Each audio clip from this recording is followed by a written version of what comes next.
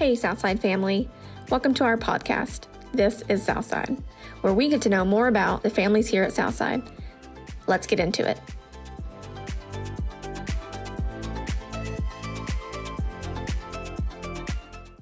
Hello, Don and Lisa. Thanks for being on the show today. Very happy to have you guys. Hi. Hi. Not new to me. Right. We go way back. But for everybody else, we want to get to know who you are. So let's start with, where'd you guys grow up? Oh, wow. Okay. I was born in California. What parts? Southern California, Okay. around Bakersfield. Uh-huh. We moved around a few places. You know, Dad was working on a farm and stuff, big corporate farms. And in 1975, they got homesick for Oklahoma, and most of our family had moved back to Oklahoma. So they decided to move back, and so we did, to a little town called Porter, Oklahoma. And we only stayed there about a year, and then we moved down to Clayton, Oklahoma, which is where my mother's parents were living, in that area anyway. And so I spent my teenage years in and around Clayton, Oklahoma, in southeast Oklahoma. What do you consider like where you grew up? Where I grew up? Yeah. I would say southeast Oklahoma. Oklahoma. Yeah, Tuskahoma is what I claim, because that's where I went to grade school. So how old were you when you moved back from California? Well, I was 10. I was born in 65, so it's pretty easy to... some of California. Oh, yeah. Yeah, a little of it, yeah. Was it when you think of California, you think of like big right now, but where you lived in California, was there a stark difference between that and where you moved in Oklahoma? Well, as far as the countryside, yeah, but where we lived in California was always out in the country, if you can picture that in California. Not right now. Southern California. I can picture the desert and like cities. Yeah. No, it was farming and ranching towns that we lived in California, but it was a desert climate, although it was irrigated, so it was nice and green, and vineyards everywhere, and fruit trees and all of that stuff being grown, for market purposes and stuff. Did you work on the farm with your dad? No. You just went to school? Yeah. He just go pick the fruit and stuff from the trees. Yeah. He's kind of So it was like a tree farm like a fruit tree farm that he worked on? Well, he had a lot of different roles when he was in California too. Where he started was a place called Tracy Ranch. You can look that up on the internet. And he basically operated tractors with plows and things like that. And then he eventually took a job with a corporate farming community.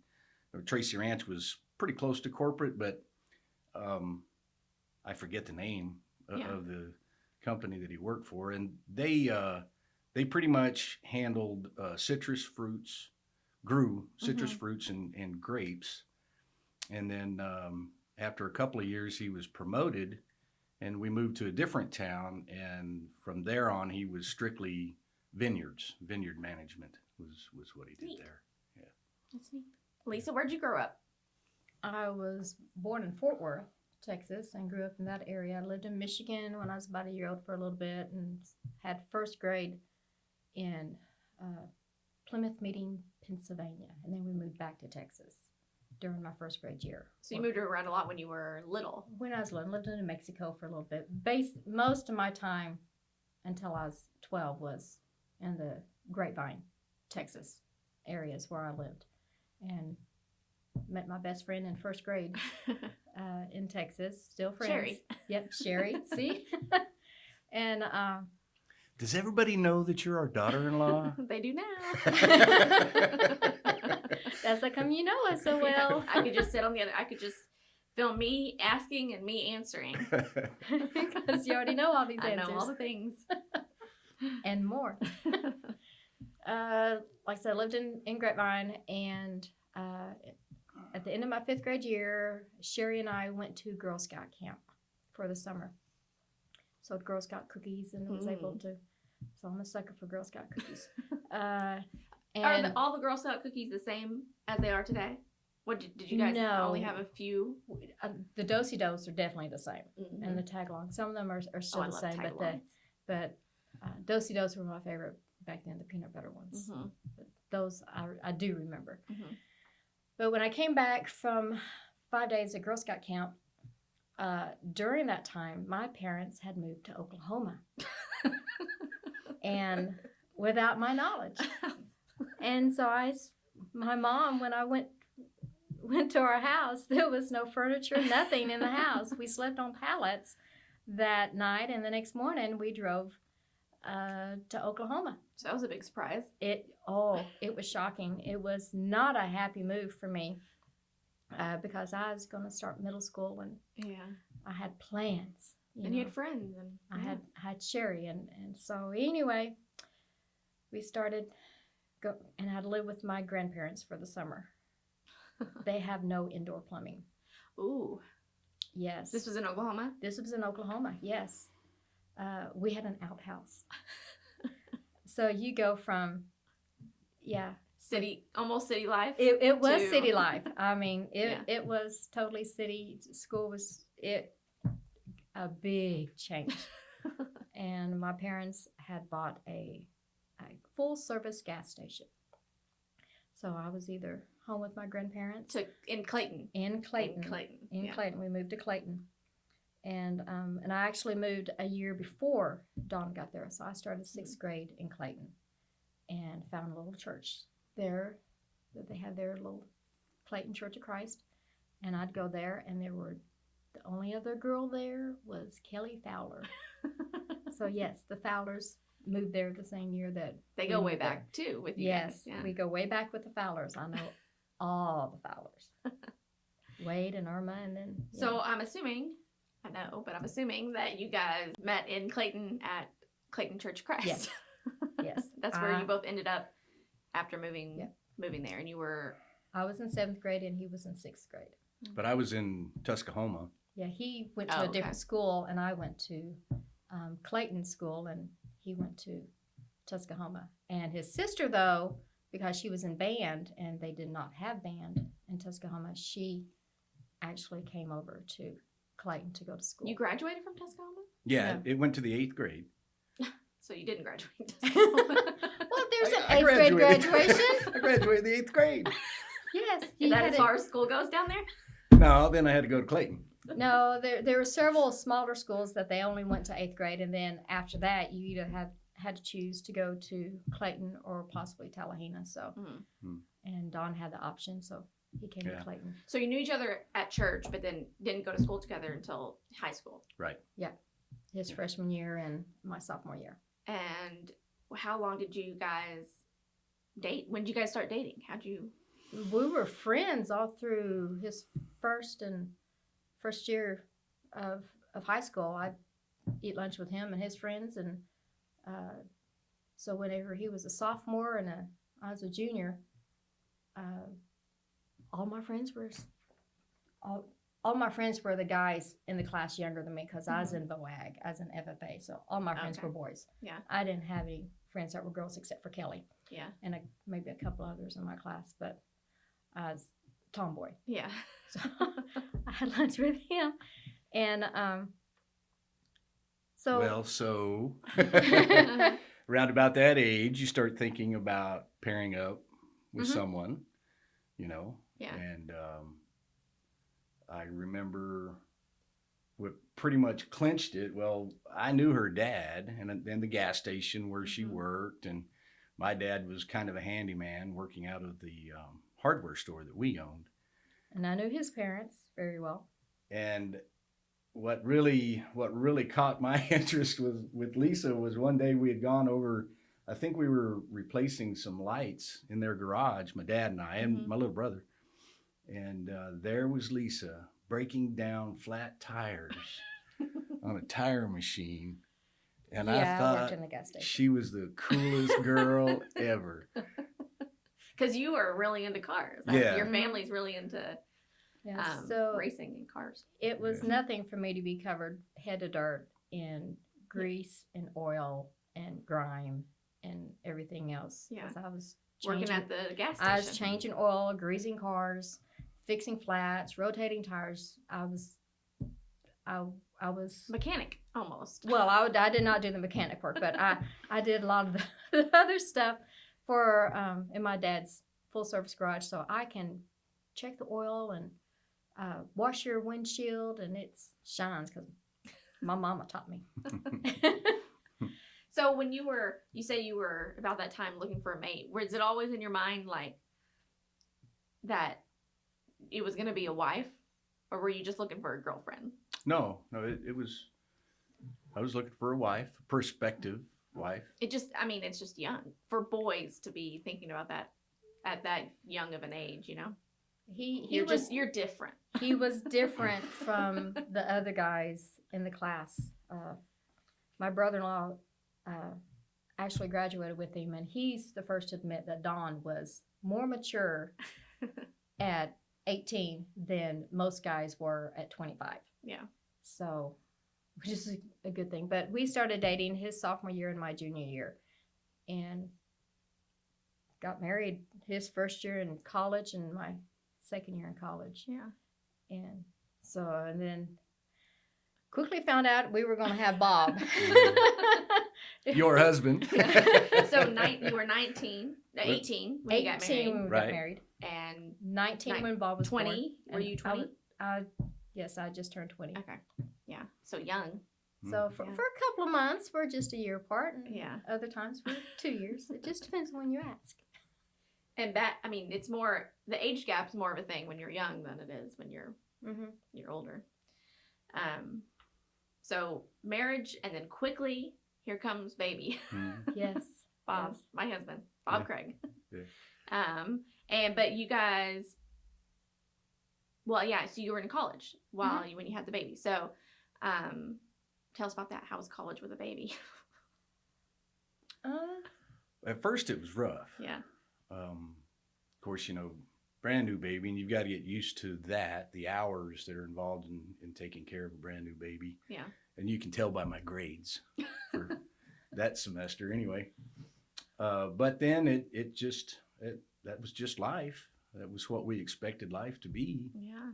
Whether you're working or going to school, the challenges, they're the same. Well, and one thing I always thought was interesting, you guys both went to, or did you guys both go to Okmulgee, Oklahoma Tech?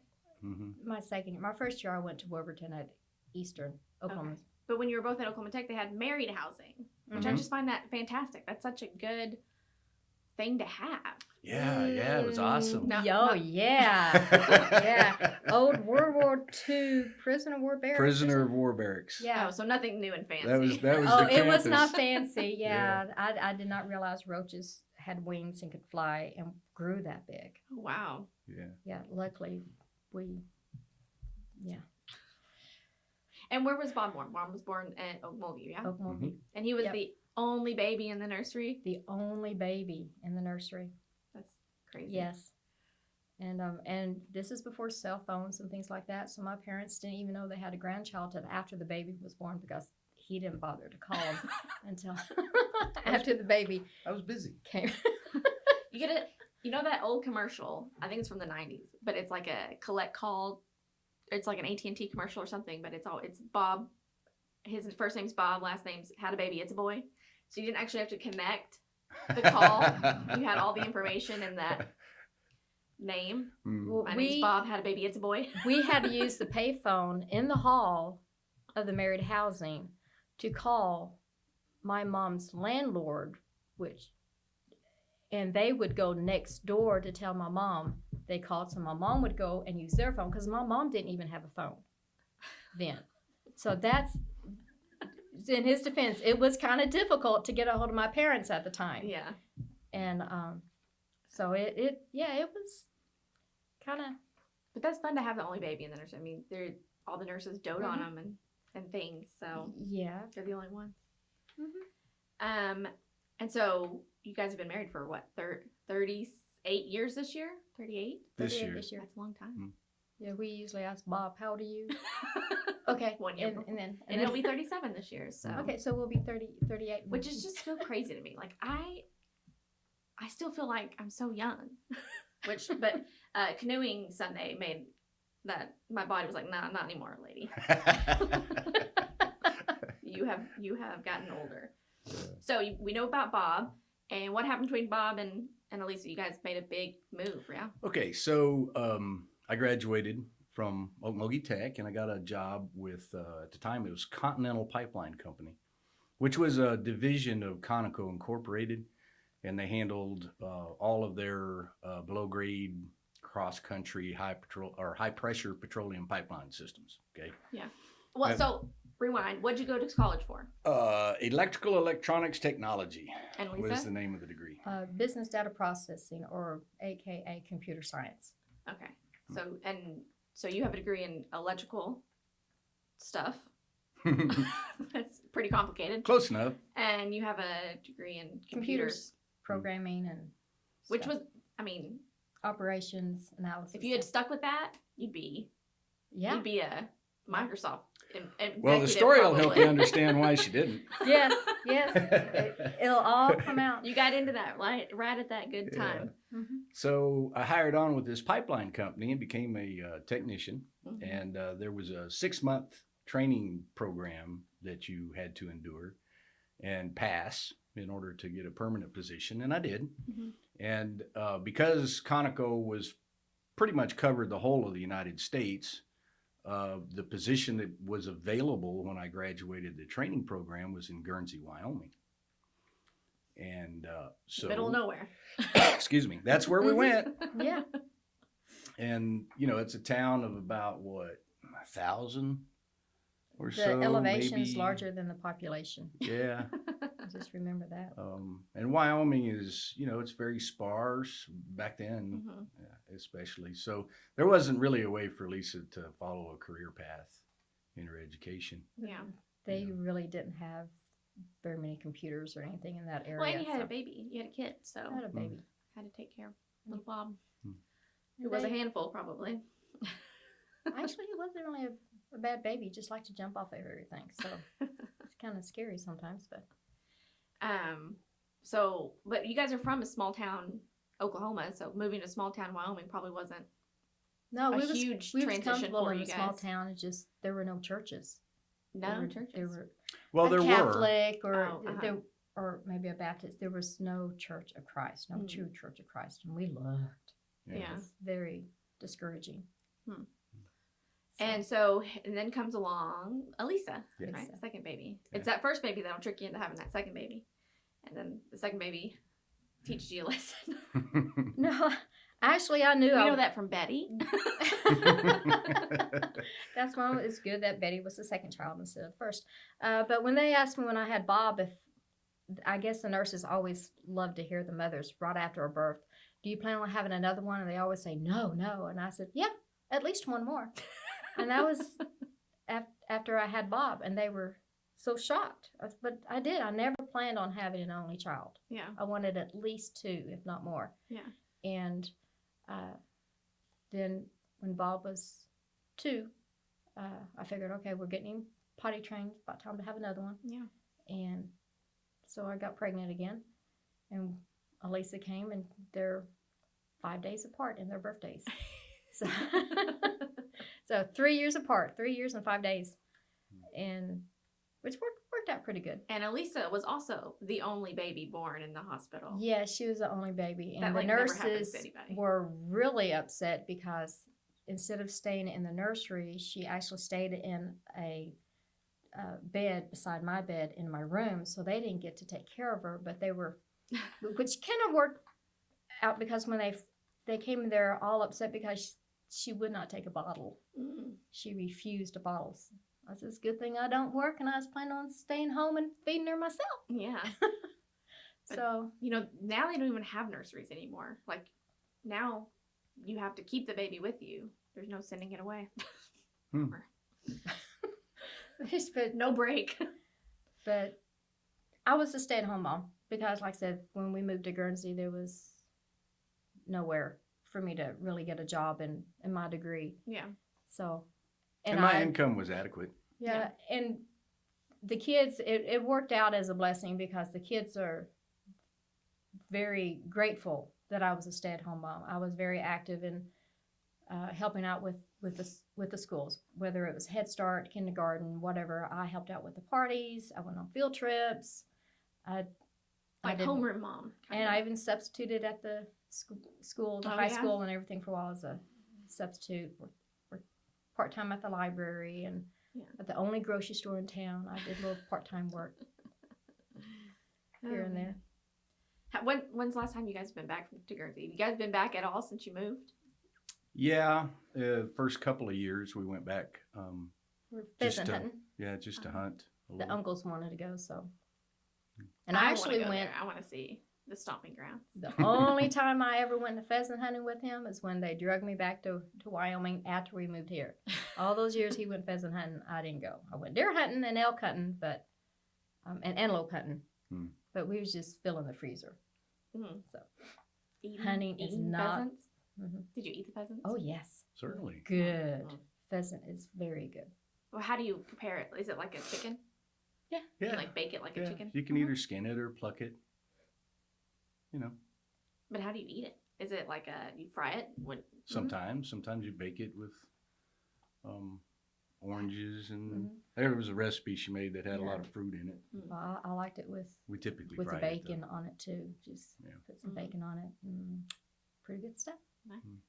So tell us what you did for Phillips Conoco. Conoco in Wyoming. I was just Oh. keeping you on your toes, making sure you knew. I was a technician, what they call technician. hmm So, pipeline systems like that are monitored from a remote area. Our system was monitored from Houston, Texas.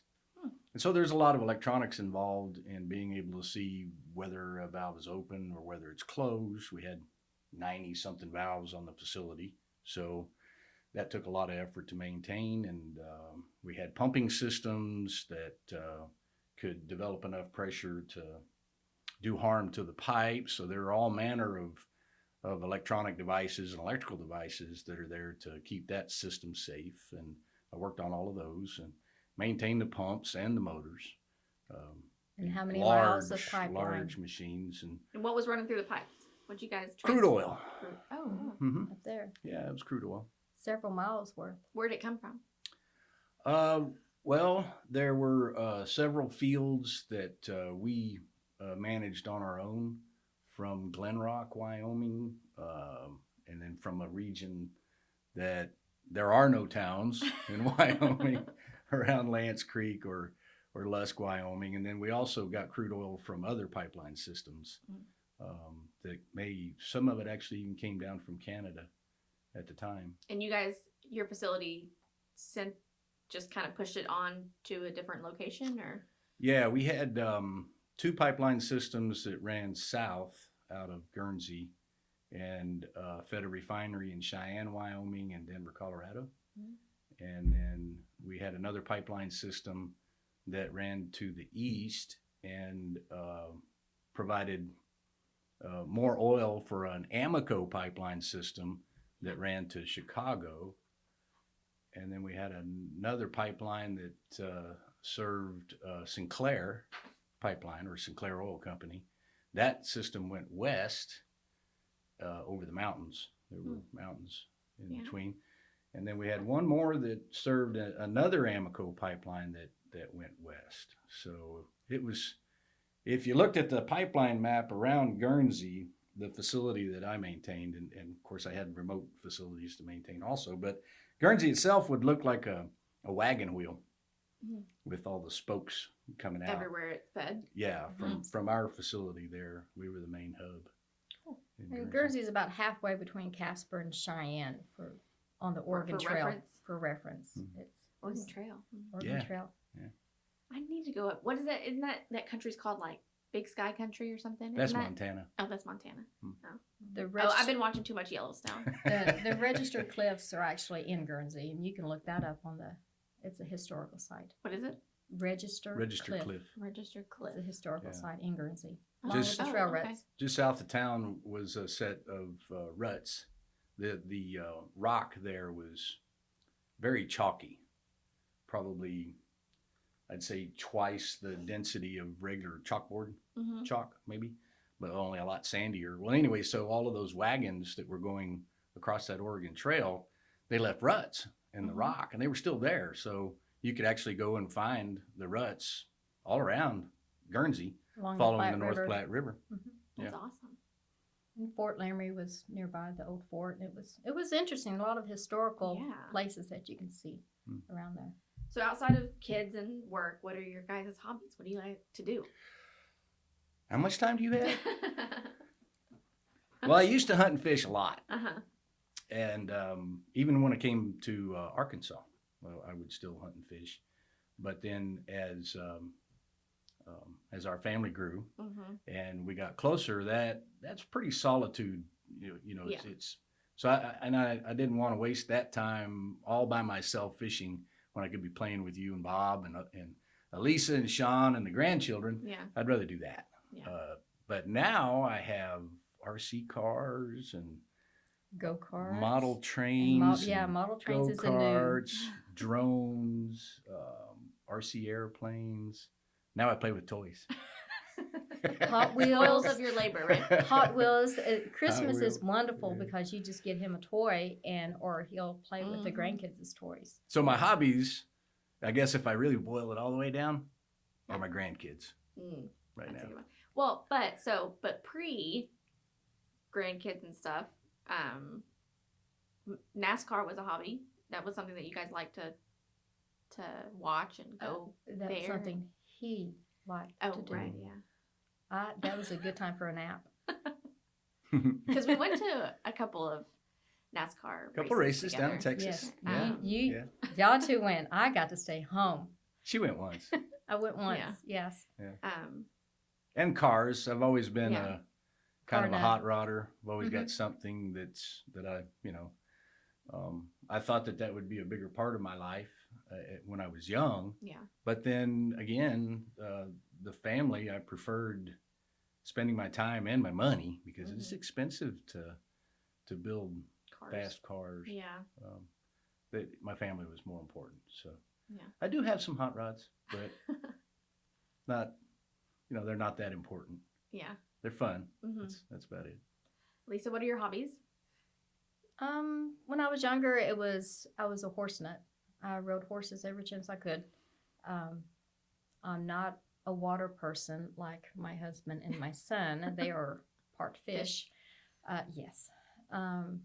But I don't mind going out and laying on a boat. They can fish all they want. I don't mind being on a boat. I've got my book. I'm happy. You give me a book, Yeah. I'm happy. I like to sew. Quilts. Well, I sew a lot of satin pillowcases Mhm. and travel cases for curling irons and flat irons, and I used to do scrapbooking with my sister, and then we got into quilts. Mm-hmm. And my sister really got into quilts, and so every chance I get, I go have a sister weekend, and we're working on a quilt. Yeah. We're doing something. She's working on hers. I'm working on mine, And you've made quite a few here recently in the past few years. comparatively speaking, I've made a few, and compared to we don't want to talk about her. She gets all the blue ribbons. I'm lucky to I did get a couple of ribbons at the last quilt show. Yeah. Well, one my on, quilt. one on your quilt. I got It's a ginormous quilt. I love it. a king size Yeah. Ocean's Christmas quilt and it is bright. But that's what you wanted, so Mhm. that's what I made. All the colors. All the colors. All right. So how'd you guys get to Arkansas?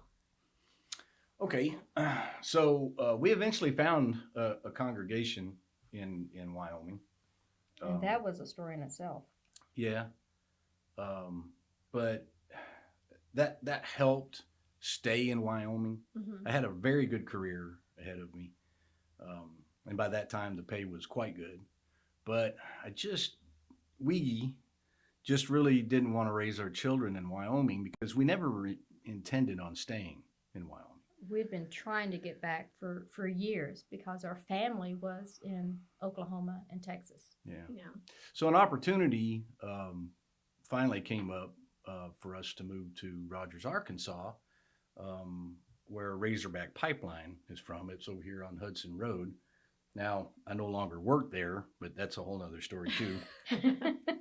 But I still work for the same company. So Taking that opportunity, we moved to Rogers, Arkansas, and I went to work for Transmontane. That's And how long were you guys in Wyoming? 13 years. Mm-hmm. So your kids were like middle school aged. when you Bob moved back. was halfway through his 8th grade year, and Elisa was halfway through her 5th grade year. We were officially Rogers residents January 1st, 1998. Okay. Nice. And the condition of his new position was that they would move us to Rogers, and then during the first few months of him staying here, he would go work in East Chicago for 2 weeks and then come home on a weekend. As soon as we got moved in, he immediately went Took off to Chicago off Well, to I Chicago. actually never saw the house. that you moved into. Yeah, I went straight to Chicago. Oh wow. My mom and Lisa found the house. He found the house. okay. So I didn't get to see the house until I came back. That feels like Lisa's story when she went off to camp, came back and moved. You went off to work, came back and moved.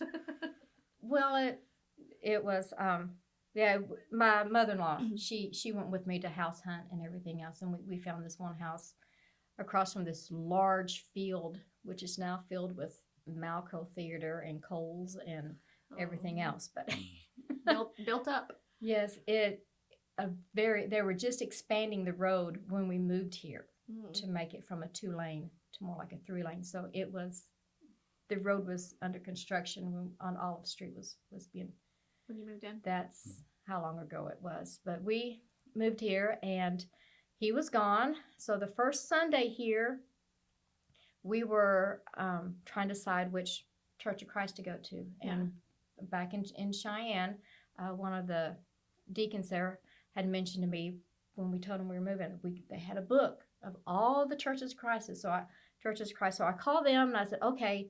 And they was telling me, well, this is a one-cupper, and this is over in Bentonville, and this is in Rogers, and telling me all the different churches of Christ and gave me their addresses. And I talked to the kids that morning. I says, okay, we are right there between Bentonville and Rogers, because we were right there. I said, do you want to go to church in Bentonville, or do you want to go to church in Rogers, where you'd be going to school and church with the same people? Because they went to school in Rogers. They went to school in Rogers, and in Wyoming, they didn't get to go to church with the same people they went to school with. Right. So that was a unique experience for them to actually possibly meet and worship with the same people that they went to school with. Yeah. So we chose to come to Southside, and we just fell in love with it. I mean, I was invited. First person I met in the parking lot was Kathy Chappell, and she had kids my age, and so she was showing me where the classes were because we were a little bit late. And so she took me underneath her wing, and we took the kids to classes. And Elisa says, there was so many people that are already in her class that was in that she went to school with. Awesome. So she recognized several people. So I went to ladies class that week.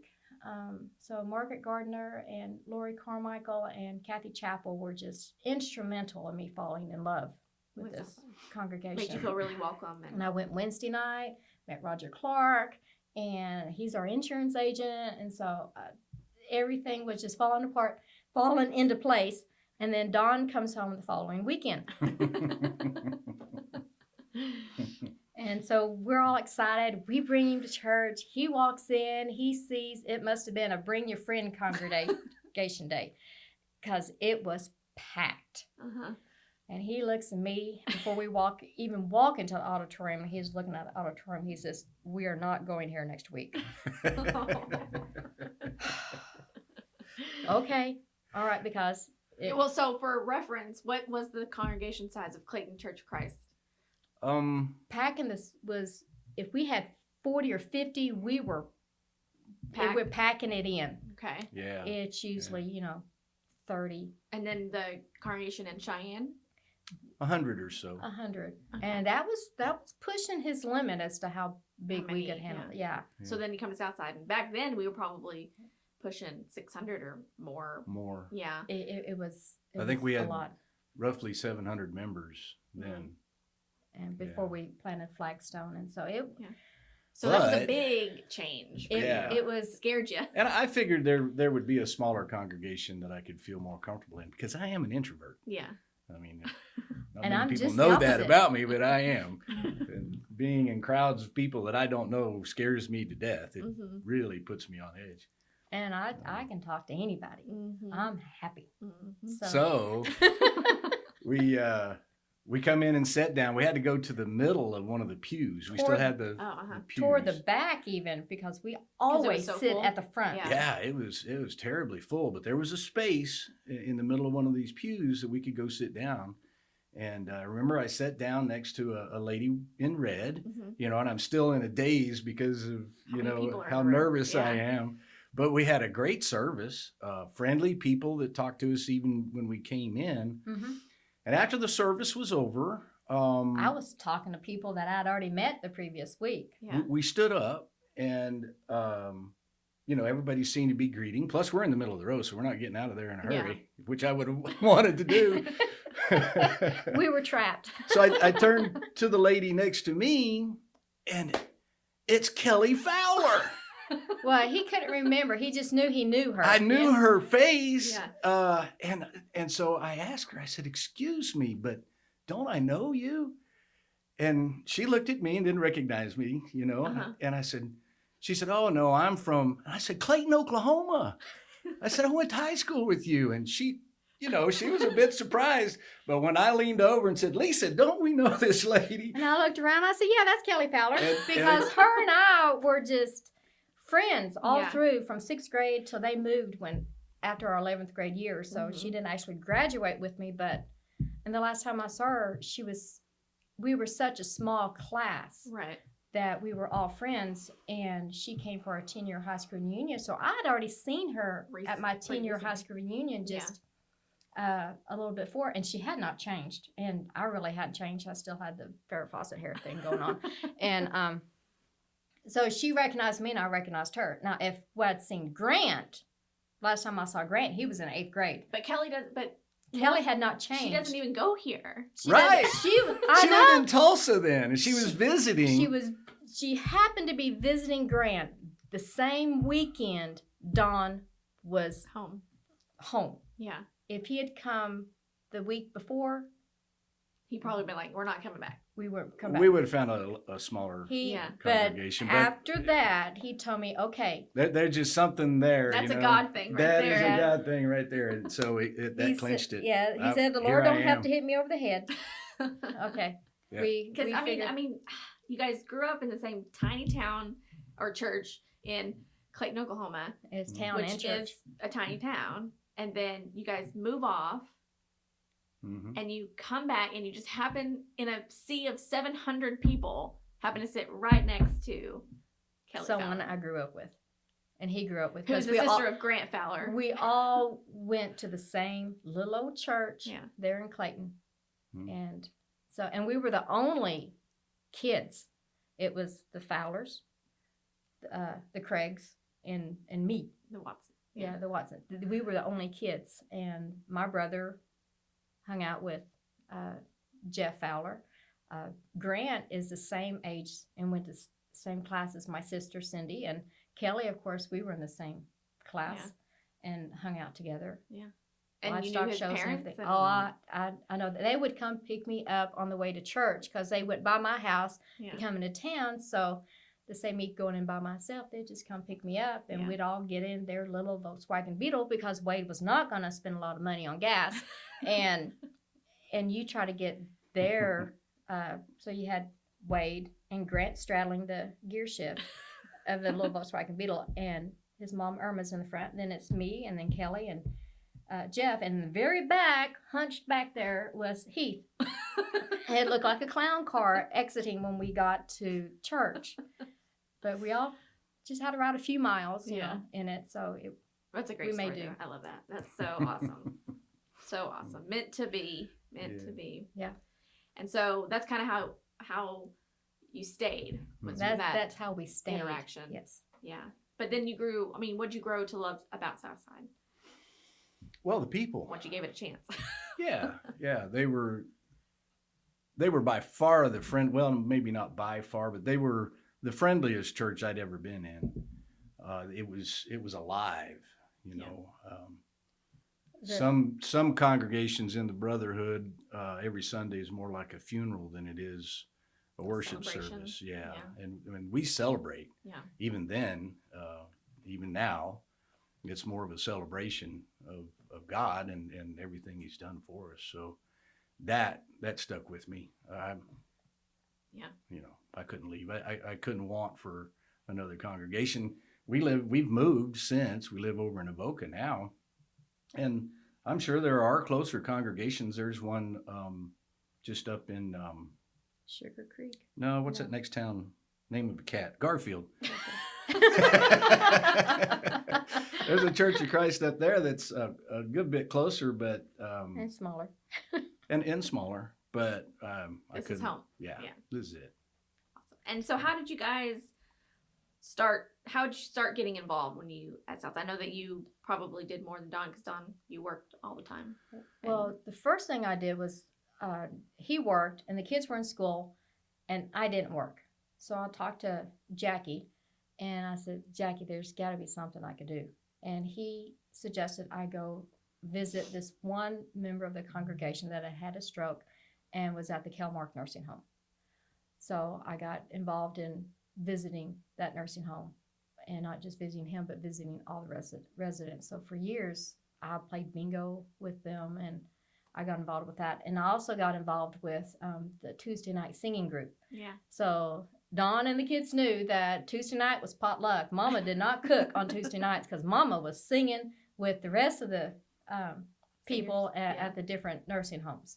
And it was that's what with Lawrence and with Lawrence and Lowell Carmichael and Bobby and Don Halstead and Joyce Bennett, and it was just so many wonderful memories with all of them.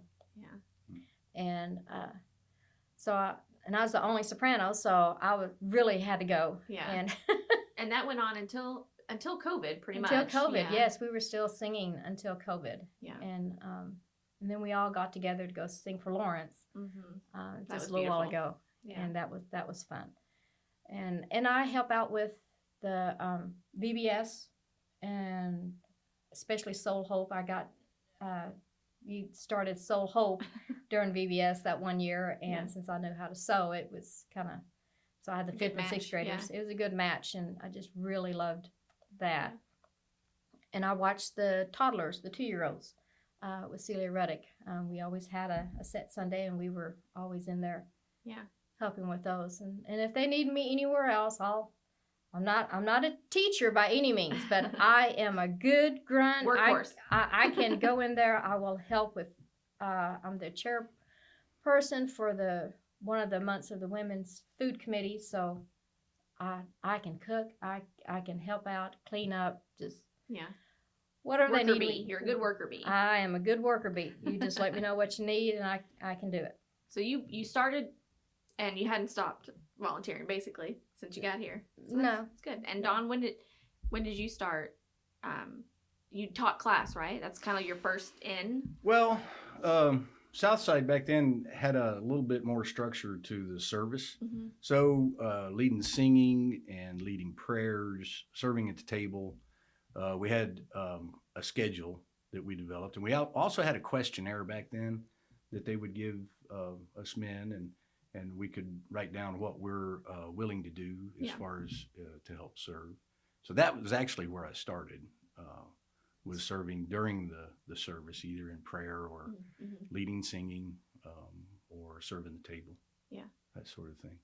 Okay, and so leading singing, you like led in front of all those people? Yeah. How did you survive? By the skin of my teeth. He's had to go home and take a nap after that. He started all of this when he was in high school, because after the Fowlers left, there were no men to take over. And so his sophomore year, he was actually called upon to lead singing as the only song leader. And to lead the prayers and to gather the men for the communion. So responsibility pretty early on. Yeah. And but that kind of, you did start teaching Wednesday nights, or Yeah. did you start teaching Sundays? No, before I that? believe I started Wednesday nights first. With Mike Tibbs. Yeah, with Mike Tibbs. And I was very reluctant because I traveled a lot. So I really didn't know if I could maintain a schedule of teaching. And I can remember Wade Fowler visited one weekend. And of course, I greeted him in the hallway after the services were over, and he asked me if I was teaching yet. And I said, well, Wade, I'm not around very often. You know, I travel a lot. He said, well, you're here now. Well, okay. Another hit over the head, right? Yeah. Yeah. So then, then I got together with Mike Tibbs, and we put together a Wednesday night class, and did that for many years. And then somewhere along the way, we had been going to Sunday morning classes with Lawrence and John Dimmitt. Yeah, John Dimmitt. Mhm. And when John Dimmitt left, got a preaching position, Lawrence asked me if I would be willing to teach in that class as well. And yeah, you bet, let's go. So it was Lawrence and myself teaching. And then eventually it combined, but yeah. So that's how I got started teaching.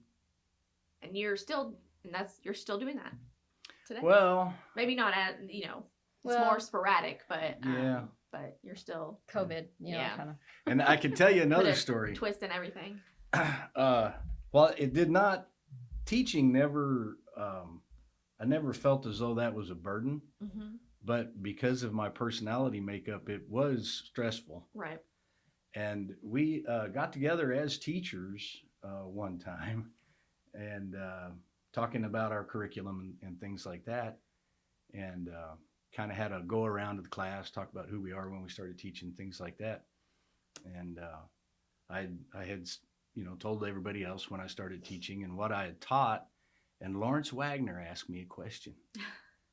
He said, when did you start loving it? Mm-hmm. And I got to tell you, at that moment, I realized that you I loved it. Mm-hmm. I don't know how long I had, Yeah. but until he asked me that question, I just... You hadn't thought about that? Yeah, Hmm. I hadn't thought about that. I would say teaching is very, it feels like a burden. I mean, that's a lot of responsibility, but you're great at it. I've been in your classes. So leadership wise, you started as a deacon. You got in as a deacon, and so tell us about that. What were you doing? Okay. I was approached probably a year or so prior to being sat as a deacon, asked if I would be willing to do so. And yeah, I was. I was willing to, whatever I can do to help, And so I was put into the position as deacon, and my job title, if you will, as a deacon was a greeter. That's what's so funny. I know it is. That's not where I would have put you, but you know what? Yeah. God has ways of working things. So. Well, Jack Hammond, years and years ago, he ran a little Bible study that he would do, and I really hadn't come out of my shell to post up that courage to talk to people that I don't already know. Mm-hmm. And Jack Hammond asked me and Bob if we would go to the county fair and set up a little booth with him and pass out these little pamphlets for this Bible study that he was doing. And wow, that was stressful. I was exhausted when we got home, and I'm sure Bob was too. He and I still talk about that occasionally. Yeah, two introverts. Yeah. So that help with Jack, helping Jack do that, opened me up a little bit more to actually start talking to people that I didn't know, try to strike up a conversation, and be more open. And then, I remembered the greetings that I got here and at Cheyenne. That was what really initiated my love for the congregations. And I thought, somebody needs to do that. Yeah. And so That's what you did. I decided I would do that. I would start doing And that. probably everybody can, hear you. Hey, how Yeah. you doing? Yeah, he's not quiet. At church. He's normally quiet. You're normally a quiet guy. Reserved.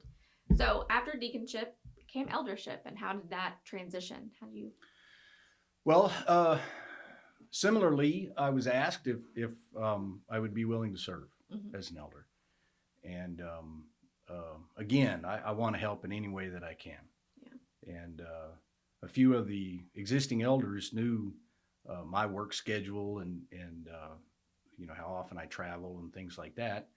And I let them know that I had my doubts that I could be effective, but I was willing to help in any way that I could. Yeah.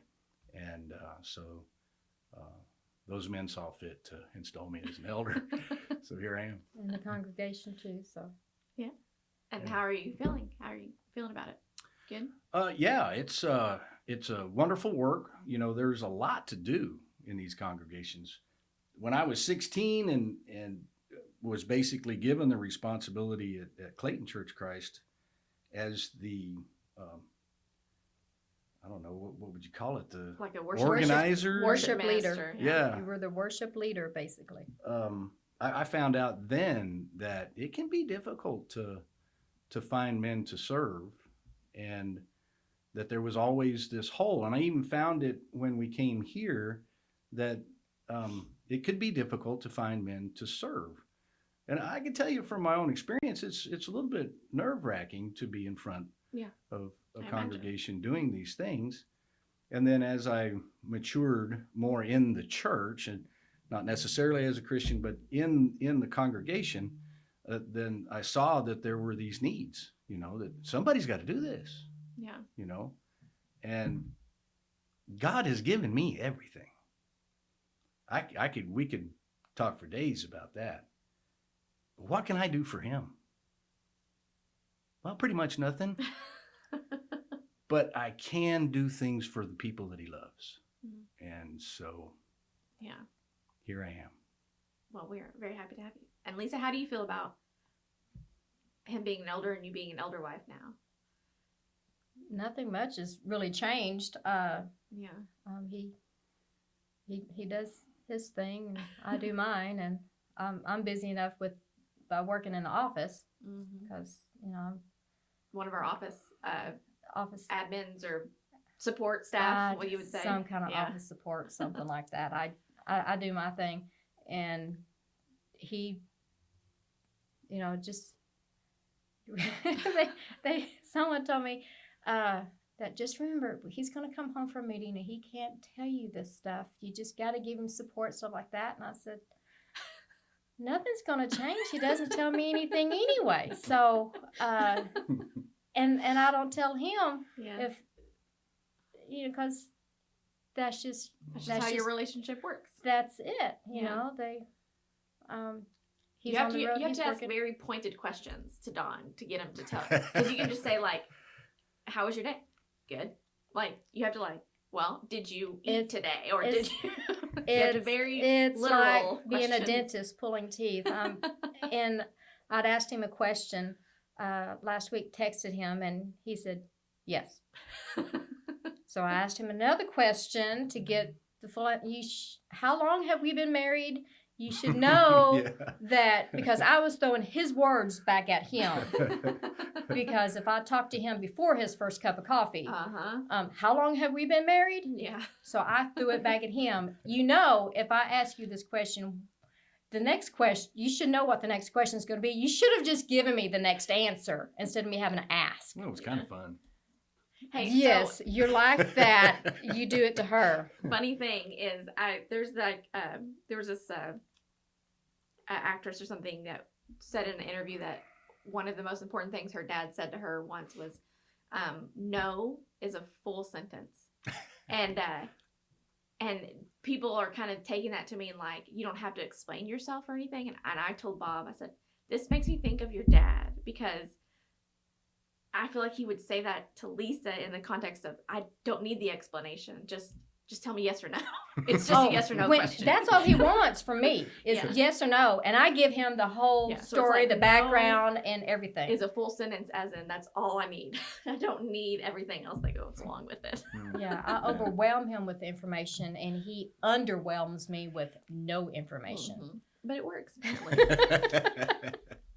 And then you have me. I'm sort of a mediator. I'll try to get some information. And well, just at our prayer last week, and they was asking if I'd heard from Don. I said, no, he was in Seattle. I said, Ocean, have you heard? Yes, you had heard. You just talked to him just that day. So everyone thinks that's quite funny that you and Don have such a close relationship, which is, I find wonderful. Yeah, it's great. You guys are the best in-laws. So tell us where your kids are now. They're grown, but where are they at now? Well, we know Bob is here. Bob's with you. Yes. And Elisa lives in Tulsa. She's married and Broken has Arrow. 2 daughters and a stepson. Yep. And they go to, I can't remember what church they're at in Tulsa. It's some church It of Christ. used to be 29th and Yale, but their preacher moved to another Church of Christ, and they're going with them, which is near Bixby or someplace. Yeah. I can't remember where, but they're still attending a Church of Christ. They're in the Broken Arrow area. So you've got 5 grandkids. No, 6 grandkids. 3 from me, 3 boys from me, and 2 girls and a boy from Allie and Sean. We paid well for Jaden.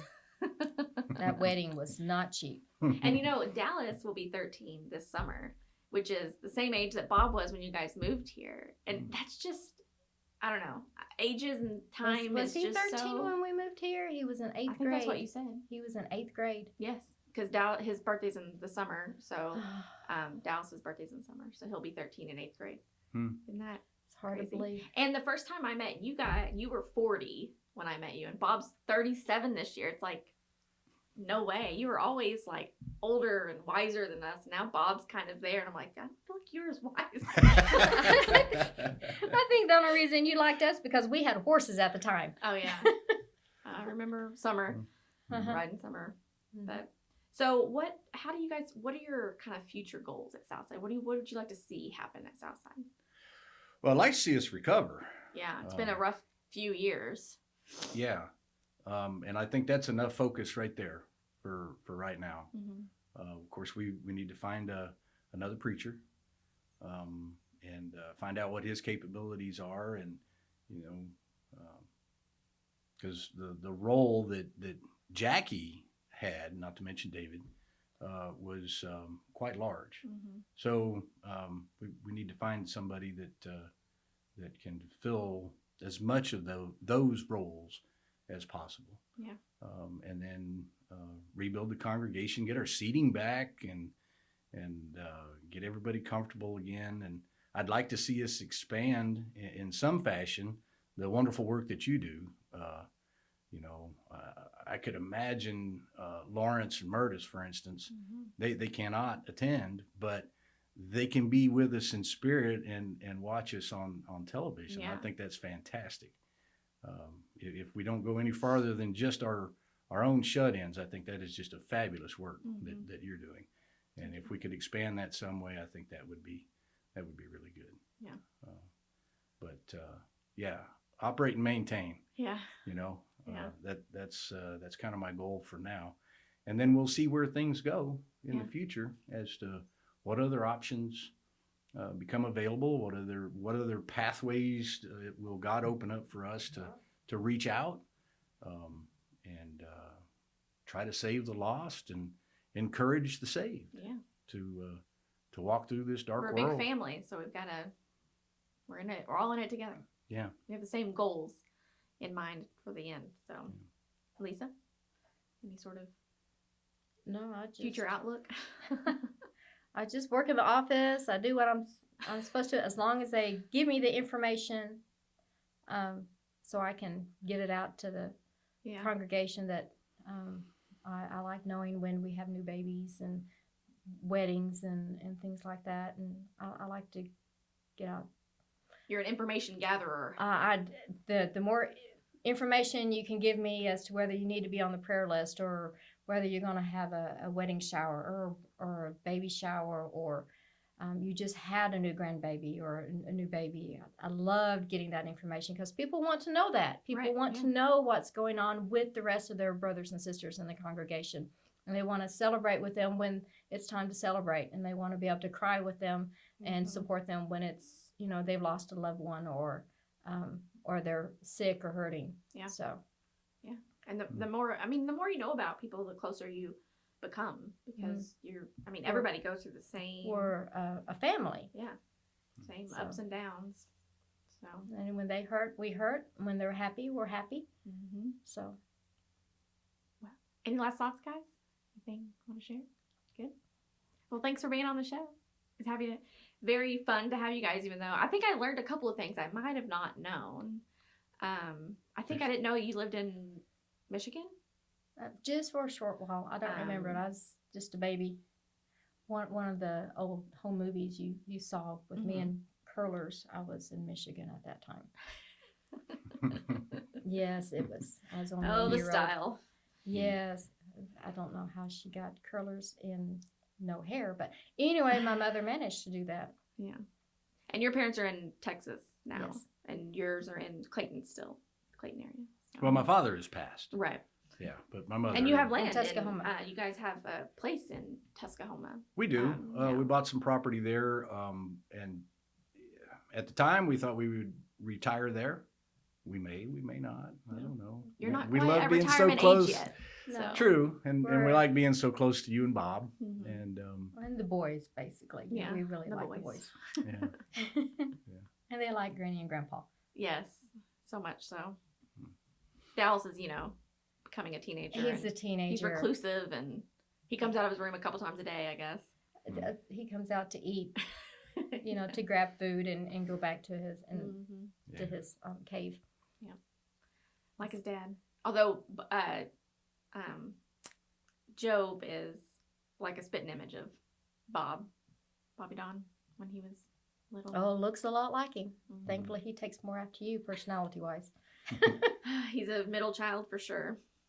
Well, okay. Thanks again, guys. Thanks for being here. Thank you. Thanks for listening. We'll see you next time. You can find more episodes by visiting our website, our YouTube page, and our app.